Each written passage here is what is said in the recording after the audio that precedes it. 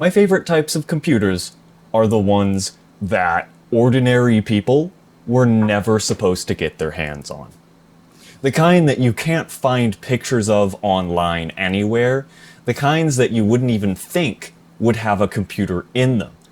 Things that facilitate so many aspects of your life, but you don't even think about them. Things that are so ubiquitous, but you've never actually seen. Embedded systems are really cool, and I've got an absolutely fascinating one for you today.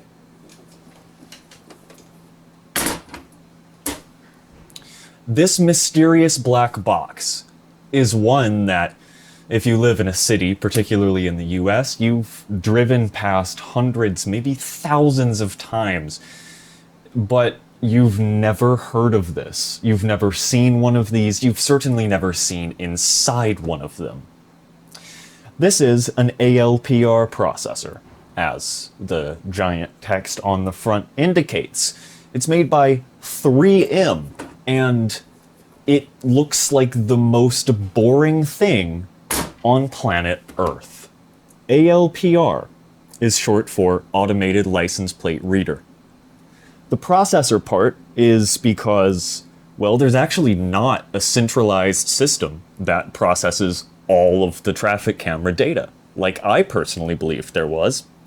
Before I picked up this machine, I was under the impression that all the traffic cameras that you see connected to a central database, and all of their raw data was just sent to a central server. Seems like that's actually not the case, or at least in many cases that's not how it works. I mean, that makes sense. That would require a lot of infrastructure and a tremendous amount of bandwidth. A lot of the processing of license plate and vehicle information is actually done in an extremely decentralized manner by machines like this. So each intersection would have its individual one of these. So on the back here, obviously, there's just a typical PC motherboard. You're going to see that in a second. But we've got some weird custom I/O over here. We have 4 camera inputs. Now these can be color or infrared traffic cameras. Power, it takes 12 to 14 volts at about 8 amps. Fuse, and the parallel interface. This RJ45 port is for a GPS module, and I honestly don't know why each one of these would have a GPS module, because it's not like these are moving around. You just put them in one place, so I don't know why you wouldn't just program the GPS coordinates into it once. Maybe that's what you do. Maybe that's what you do. Maybe the Department of Transportation, who owns and sets up these machines, connects a GPS module once and then programs it into the firmware. Oh yes, something I should mention.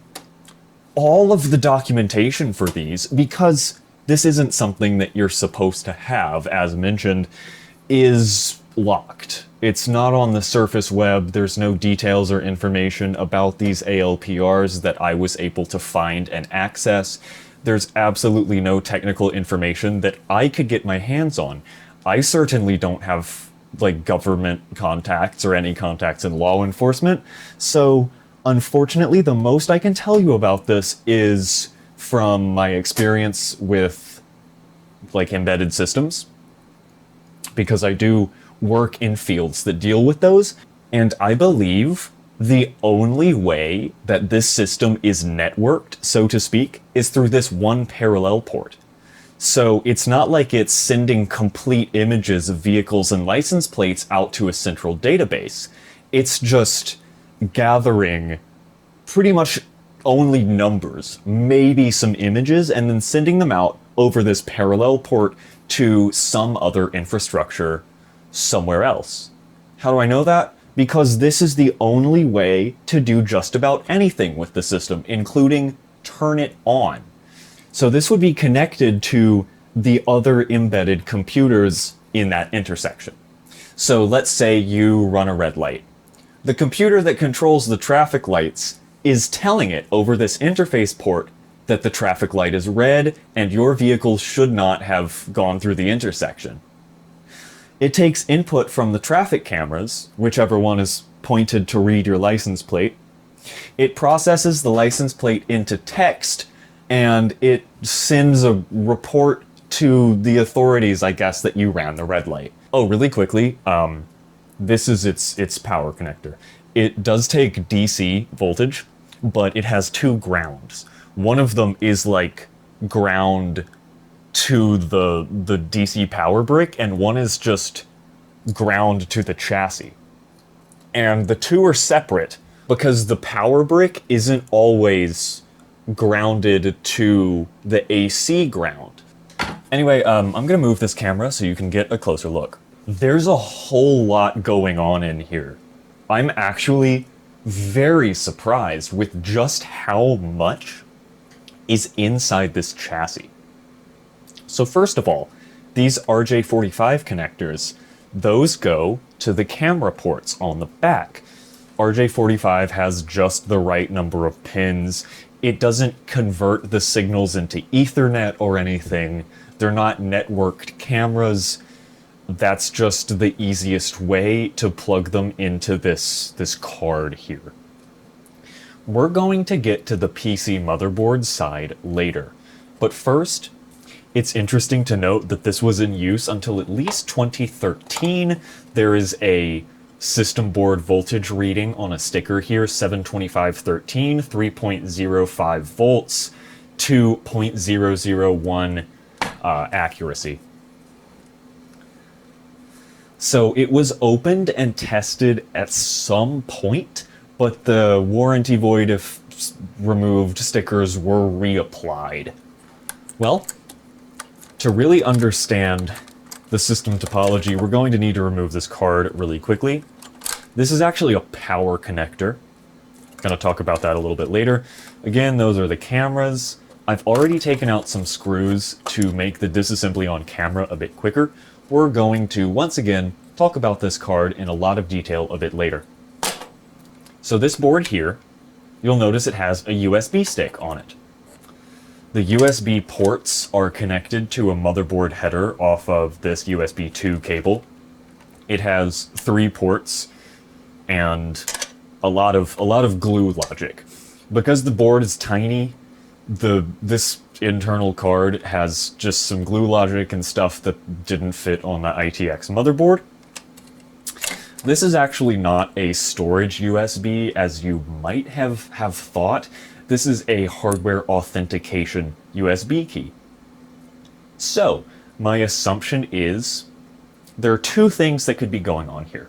And obviously the whole point of this is to be secure and encrypted, so I tried to investigate with another computer, but I was unable to see exactly what keys were stored on here. But I have 2 theories. Either the proprietary software for reading license plates needs a hardware authentication key for it to launch. That's how it verifies that it's a legitimate copy of the software. Another option is perhaps the data that the system sends out over the parallel port is encrypted in some way, so it can't be intercepted, and I feel like the software authentication key theory is a lot more plausible, though. We're just going to put that over there for now. SafeNet is a name you've seen on this channel before. They made that funny, that weird firewall with the Pentium 4 that I took apart a little while ago. Oh, right. Okay. You have to take that out for the clip to fully release. So it carries a lot of 12 volt and a lot of ground over those big, fat, thick wires. And then blue, I think, is plus 3.3 volts. And this is the system power on indicator LED. It goes out to the front. There's another power connector here. There's the USB, and then there's the parallel port connected to the bottom. And then there's... Is that just a regular Molex? I forget. No, it's not. It's not. Yeah, so there's a lot of funny connectors in here. Again, this digital I/O port is the parallel. The parallel doesn't actually connect straight to the motherboard, which is probably what you would have assumed. Also, this is just like an automotive fuse, and Yeah, it's on here so you can change it from the outside. Is it funny that the fuse isn't on the power supply board? Yeah, but we're going to talk about how both of these boards are the power supply, and yet neither of them are. This system is designed really weirdly. Anyway, under here is actually an SSD. I was not expecting this whatsoever. I mean, I knew it would have a storage drive in here. I was not expecting it to be solid state. Marked with 7/29/09, we're going to say that's the manufacturing date of the whole system. This would have cost a fortune then. It's a 64 gig Crucial SSD. The other sticker in here is 7/25/13. This one's 7/29/09. It can be assumed the maintenance cycle is 4 years. I'm going to explain these individual components in a second. But first of all, let's talk about this board that you probably think is the power supply board. And yeah, that's mostly true. The main purpose of this board is to take the 12-volt input and convert it into... it generates multiple plus 12-volt rails, plus 5, plus 3.3, negative 12. I think those are all of the voltages on the ATX 24 pin. Because, again, regular PC motherboard, it's just an ATX 24 pin power connector.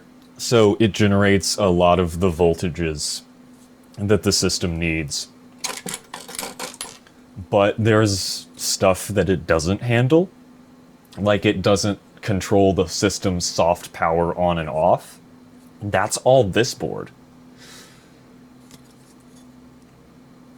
And the soft power on and off switch is actually tied to the parallel port. There's not a hardware power button anywhere in this thing. That's because it's not designed to ever be turned on. Well, I mean, this is like, you're supposed to just like bury this somewhere, you know? It's supposed to be hidden away from sight where nobody will ever see it. And these are probably in a very inconvenient place, and the only way to turn it on and off is completely remotely. So, does that mean I can't turn it on? Yes, because it's not just like short 2 pins, it needs to receive a packet of data over the parallel port that says, turn me on. And, I can't make that packet. Can you just short the power on pins on the motherboard? Not with this card installed, because it doesn't post if this PCIe card is installed and it's not receiving power over this connector. Because if you remember earlier, this card outputs power to this connector on this card. So the board will hang on initializing PCIe devices, which is like one of the first steps of post, unless this is connected. So that means you can't just like short the front panel header pins on the board and turn it on, which sucks. Also, there's like a lot of logic on this board, way more logic than you would expect to be on a power supply. It has 2 Atmel AT-Mega controllers there, and then over here are a triad of Silicon Image CP2102. I gotta look up what that does, actually. I don't recognize that off the top of my head. It's a USB to UART bridge. Okay, so... Again, this is where documentation would be really cool. But just looking at the... Whoa! Okay. Not all of the USB ports actually go to the motherboard. These 3 USB ports are connected to these USB to UART bridges as well. And some of that actually goes into the GPIO of the Atmel chips. Do I wish I knew so much more about this system? Absolutely. So it looks like some of the USB ports actually do connect to the parallel port. So I think that supports my idea of the outgoing traffic from the system being encrypted in some way. Or it could be verifying via this connected USB authentication device that this is a legitimate 3M ALPR device, and it's not just like some dork rigging up some bullshit on the city network. Let's talk about this card that the cameras plug into. It has a Spartan XC3S series FPGA. It's the 1200E model, and that has 1200,000 logic gates. That's like 1.2 million programmable logic gates. It also has 500 kilobits of RAM on board, but what it doesn't have from block diagrams is a PCIe interface. That's what this PLX bridge is. It takes the PCIe signals, converts them into just general data that goes into the GPIO of the FPGA, and vice versa. So this is glue logic. It facilitates the communication between the FPGA and the PC motherboard over PCIe. Is this just COM? Probably. One of its little pins is bent. That's probably my fault. Let's see, where do you go? Oh, that must be debug or factory programming, because that's actually not plugged into the unit at all. The only thing that connects to the computer on board is the PCIe slot. There are some more important chips here. 8 National Semiconductors 32ZDY C4G3. Can't find a datasheet on this, but I assume those are analog to digital converters. I really highly doubt that the signals from the cameras coming in are already digital. It's almost certainly an analog output that then these ADCs process, send to the FPGA. Because what the hell is the FPGA going to do with an analog signal?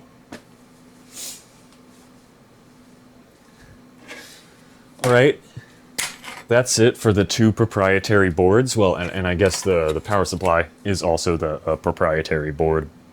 It's time to bring the big guy back in. So I think we've got one of my recurring favorites on this channel, a socket 478 chip, probably, socket M or socket P. It doesn't look like there's an LGA socket under there. I have not confirmed this yet. I haven't looked at the chipsets, but we're going to do that right now.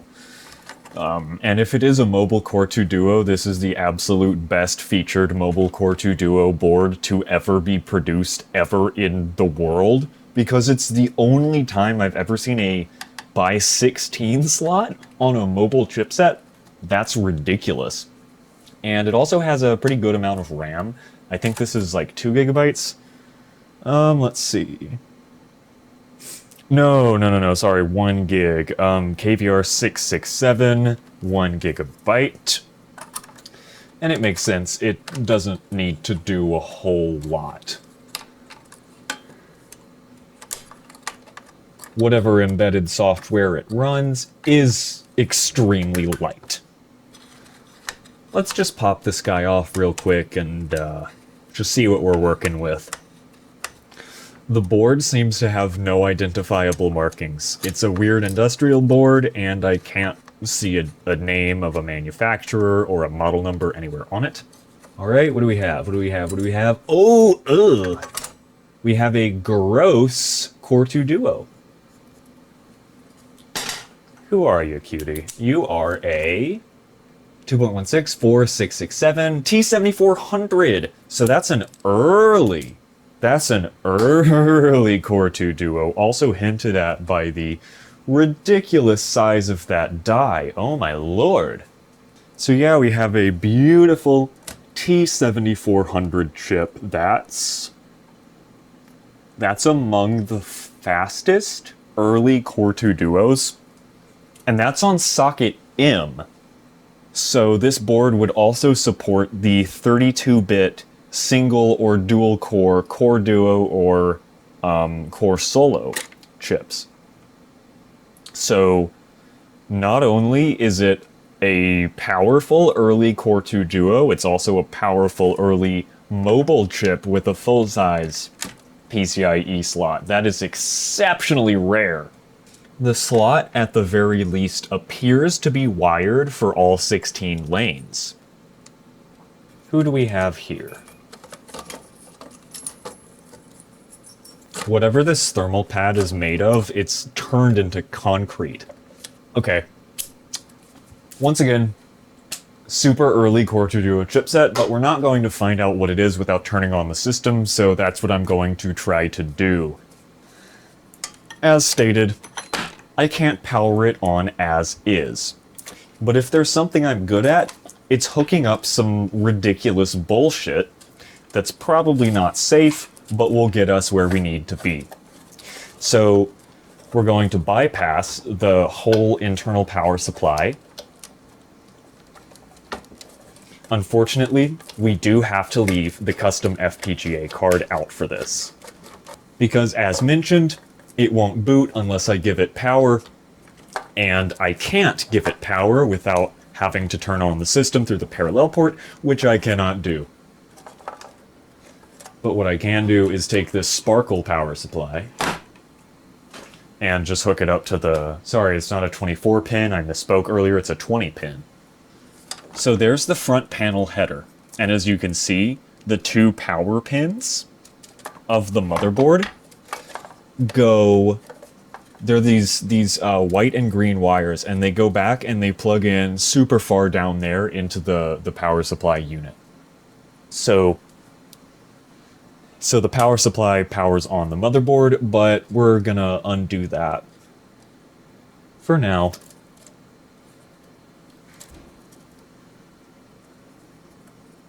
Funny that the power, or the front panel header, is by the audio jacks.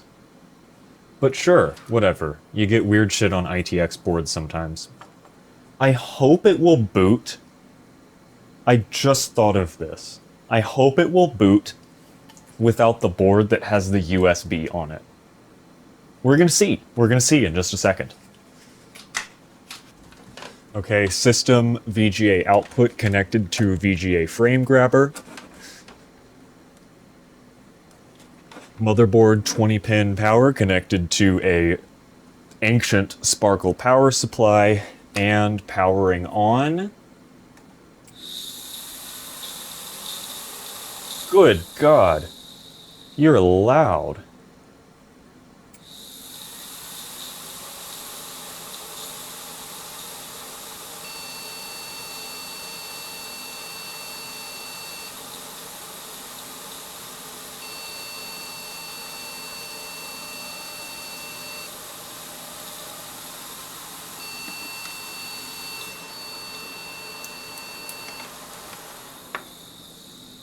Okay, I don't think you have to be an expert in computers to know that that's not great. Or was that the reason this system was pulled out of service?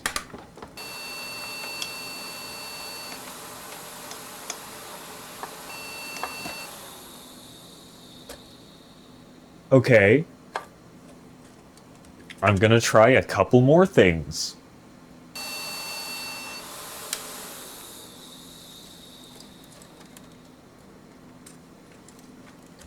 It's getting very warm. No, that's just the fan bearing scraping. I'm lying. The heatsink itself is cold. But the fan bearing is so dry that it's just scraping and it's heating itself up.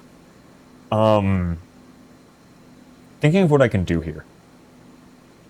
Or I could take this SSD and put it in another system with a 945 chipset.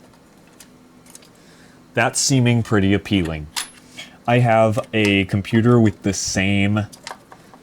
I think the system is just problematic on many levels. I have a computer with the same T9400 CPU, the same exact chipset. It does have NVIDIA graphics rather than the regular integrated Intel ones, because I'm so fancy and cool and awesome and hot and sexy. But we're gonna just yoink this drive, make an image of it, and flash it onto another drive to boot. There we go. Okay. This is a compact NW9440 mobile workstation. Has the same CPU, North Bridge and South Bridge, as the ALPR. Now, it doesn't have the same graphics chip as the ALPR. This has an NVIDIA Quadro. The ALPR used the North Bridge integrated graphics. And you're going to see in a second why I have to record off the screen like this, and I can't use a capture card. So luckily, this does run Windows XP, as you can very clearly see here. But XP is not nearly as good with plug and play as later operating systems. And so this machine was my absolute best bet for swapping the drive into it and having it actually boot up. Clearly, it's working just fine. It's going to spend about 30 seconds searching for drivers, like 30 seconds straight. The start menu is custom. It's modified to remove everything except for like a couple default Windows programs. There are 2 local disks, but those aren't the only partition on the drive. So the C drive is the boot drive. The D drive has the 3M software on it, and oddly, the page file and a second user profile for XP. And then the rest of the SSD is just completely blank, which is really interesting. So, gonna get rid of all of these. But anyway, the reason that I couldn't install graphics drivers and thus send display output to the VGA output instead of having to film the screen is because this resets to its default configuration on every single reboot. It uses the Windows System Image system. The system restore, that's what it's called. So it does a system restore to a restore point on every single boot, so it removes any programs you install and any drivers you install. So that's a really interesting touch. Makes a lot of sense for system security, but it does make it a little bit more bothersome for me to film. Anyway, the D drive is where the interesting things are. The C drive is just a standard Windows XP drive. There are some drivers for the CP210, the Silicon Image, like UART to USB bridge. I believe that's what it was, but there's nothing cool in program files. Just drivers for the SafeNet Sentinel Xeno code. What are you? You're empty, and yeah, and it has 7-zip. So the C drive is not very interesting. The D drive is where you actually find the 3M software utility. Now, because there are no cameras connected, it just opens and it just spins for a while, and it kills its own process. Because it can't find the PCIe card that would have the cameras. But this is how you would switch between the multiple cameras plugged into the PCIe card, toggle between IR and color. So cameras, they're all offline. Processor, it doesn't load that section because this is not a real ALPR, but it tells you about all of the DLLs that it has. In control panels, you can set essentially variables that are applied automatically to the cameras. So, like for example, exposure and scan mode. I guess that's like progressive and interlaced. No standard and reverse. Not sure what that is. Exposure, that's self-explanatory. Vehicle timer? Sure. Is there like a copyright 2012? So this version of the software is really new. Okay, interesting. So it's XP embedded specifically. That's why it's so bare bones, and it's upgraded to Service Pack 3. I wonder if we can find out exactly when this was last used. Event viewer. There we go. System 2026. That's now 2020. 2022. The last events are from 2022. Oh my gosh. So this was like really recently pulled out of service. That's crazy. IPv6 Developer Edition driver. Okay. Let's look at some of these events. Okay, so yes, indeed, the camera sources are analog, it looks like. And they're all from those same couple programs. There's a lot from 2022 and 2021 in here. So I'm really surprised with these event logs, actually. I was expecting the last ones to be from like 2012, but it looks like this was in use for like 15 years. Hotfix camera. What do you... No? Okay. I won't do that then. That's... There's actually not a whole lot else here. What are you... What's in your logs? Oh, okay. A lot. ANPR is automated number plate reader, so general same thing. 619. This is a log from 619. 0304? No, that's month date. That's not year. Okay. Okay, so in the log files, you can see it's getting video signals and then it... Okay. We can find out where this was. We can find out exactly where this machine was because the GPS coordinates are in the log files. Okay, so looking up those GPS coordinates on Google Maps, it points to an intersection. I'm gonna screenshot this for you. So this is, wow, okay, that's a really complicated ass intersection. This is exactly where this license plate reader was deployed, according to the GPS coordinates in the event log. That's super cool. That's really awesome. Was it moved? It must have been moved at some point because the GPS coordinates are different. Yeah, it's the same intersection, but I don't know, maybe they just moved the GPS module somewhere. And it actually verifies its GPS data really frequently. Every 30 minutes, looks like it from the logs. So you don't just set it up with the GPS module once. It checks every 30 minutes to make sure its coordinates haven't changed. And I actually don't have an answer for why it does that, because it's not like you'd be moving this.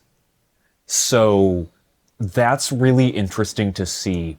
Let's check some sort of different log here.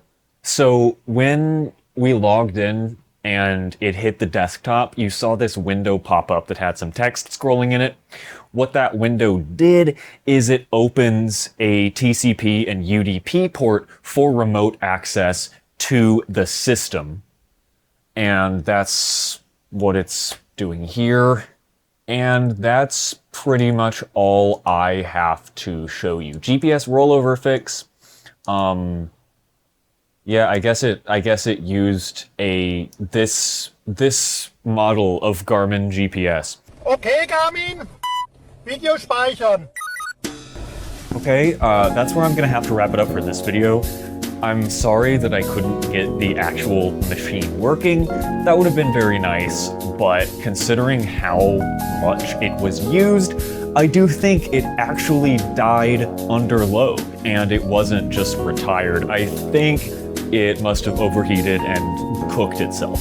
But I'm really glad that we were able to get the software running on a different machine, because it was still super cool to see what it would have been doing, what the software was like, the GPS coordinates where it once was. But anyway, that's where I'm gonna wrap up this video. Hope you all enjoyed seeing me look at like a weird embedded system that, once again, you interact with these a lot without even knowing or noticing.